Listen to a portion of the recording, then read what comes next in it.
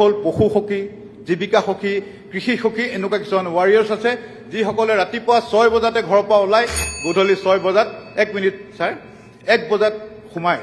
কিন্তু তেওঁলোকৰ পাৰিতোষিকটো বহুত কম, কিছুৱে 8,000 পায়, কিছুমানে 10,000 টকা পায়। সেই পাৰিতোষিক লৈ তেওঁলোকে ইমান কষ্ট কৰিছে যে তেওঁলোকৰ যিটো পইচা পায় সেইটোও ৰেগুলাৰকৈ নাপায়। ধৰক 4 মাহৰ পাছতহে পালে, 3 মাহৰ পাছতে পালে।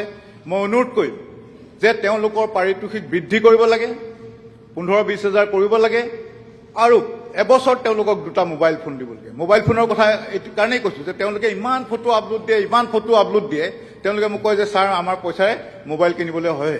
আমাৰ যি উদ্যমতী আঁচনিৰ যি পইচা লাভ কৰিছে আমাৰ গাঁৱৰ মহিলাসকলে, তাৰ পাছত কিন্তু চালিকা শক্তি হিচাপে এই সখীসকল আছে। তেওঁলোকে ৰাতিপুৱাৰ পৰা গধূলিকে তেওঁলোকক বুজাই বহাই সেই কাম কৰিবলৈ অনুপ্ৰেৰণা যোগায়, মটিভেট কৰায়, আৰু তেওঁলোকৰ কাৰণে এই গাঁৱৰ যি উদ্যমিতা, যি লাখপতি বাইদেউৰ কথা আমাৰ লোচন দাসে পল্লৱ লোচন দাসে উল্লেখ কৰিছে, এইসকলে উদগনি পাই আগবাঢ়ি যাবলৈ চেষ্টা কৰে।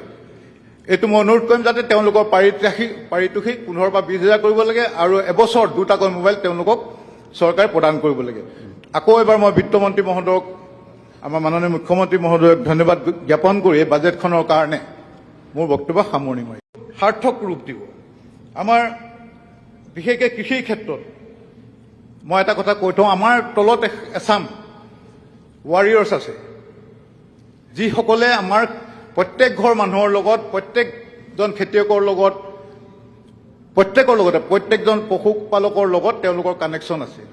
তেওঁলোক হ'ল পশু সখী, জীৱিকা সখী, কৃষি সখী এনেকুৱা কিছুমান ৱাৰিয়াৰ্ছ আছে যিসকলে ৰাতিপুৱা 6 বজাতে ঘৰৰ পৰা ওলাই গধূলি 6 বজাত 1 মিনিট ছাৰ 1 বজাত সোমায়।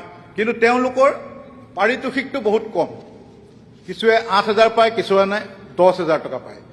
সেই পাৰিতোষিক লৈ তেওঁলোকে ইমান কষ্ট কৰিছে যে তেওঁলোকৰ যিটো পইচা পায় সেইটোও ৰেগুলাৰকৈ নাপায়। ধৰক 4 মাহৰ পাছতহে পালে, 3 মাহৰ পাছতে পালে।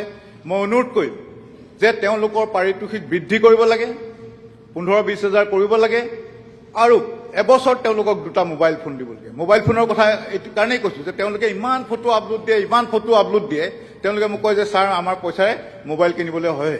আমাৰ যি উদ্যমতী আঁচনিৰ যি পইচা লাভ কৰিছে আমাৰ গাঁৱৰ মহিলাসকলে, তাৰ পাছত কিন্তু চালিকা শক্তি হিচাপে এই সখীসকল আছে।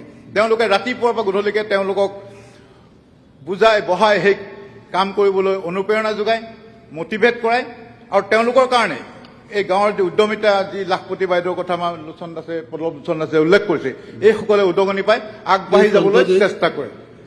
এইটো মই অনুৰোধ কৰিম যাতে তেওঁলোকৰ পাৰিতোষিক 15 বা 20 হাজাৰ কৰিব লাগে, আৰু এবছৰত 2টাকৈ মোবাইল তেওঁলোকক চৰকাৰে প্ৰদান কৰিব লাগে।